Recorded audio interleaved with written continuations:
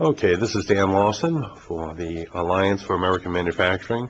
Today we're in South Portland and we're interviewing Duane Lugdon, International Rep for the United Steelworkers.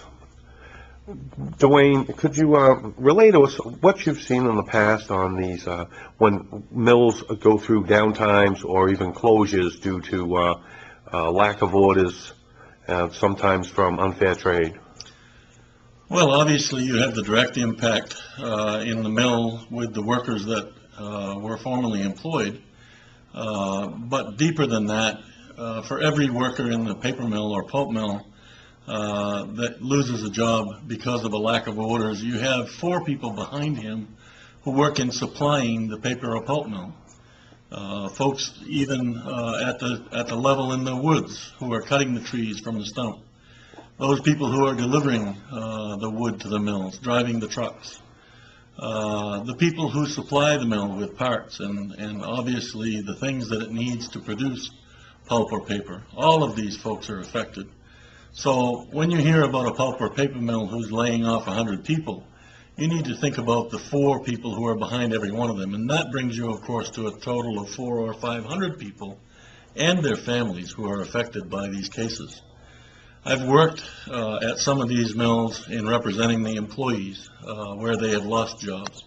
Some mills who have totally gone down as a result of these paper trade cases and the dumping of paper from foreign producers into our markets here in the United States. And it's a sad thing to see these people have to walk away from a lifetime of what they've known. When you've made paper for 25 or 30 years or 40 years and you lose your job, you really haven't known anything else in life. That's what you do, it's your trade, and it's what you're best at.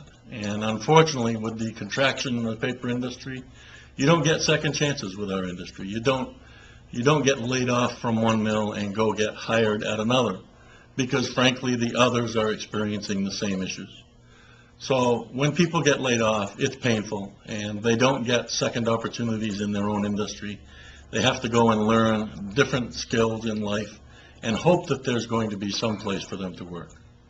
Now, Duane, you speak of places where this has happened already, where they've had either extended downtimes or completely shut down. When there's a complete shutdown, what happens to the tax base of the area, not only for the town but the county? Is there an erosion of services? Because must be an increase of services needed by the people who are laid off. Well, obviously, when you lose an employer in one of our small towns, particularly here in Maine, our towns are isolated from each other. When you lose an employer in that town, the tax base suffers. That means the citizens have to make up that difference. And it can be a dramatic impact. When we lost the Eastern Fine Paper Mill in Brewer, Maine, the tax base in Brewer had to increase dramatically, and the citizens had to pick up that load. Just because a mill stops producing doesn't mean that the town still doesn't have services that it has to provide.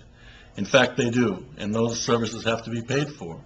And if they're not paid for by an industrial manufacturing base, then they're going to have to be paid for by the citizens themselves.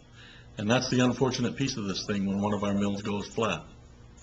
Well, Duane, I want to thank you for your time today, and I appreciate everything you do for us. Thank you. Sure, thanks.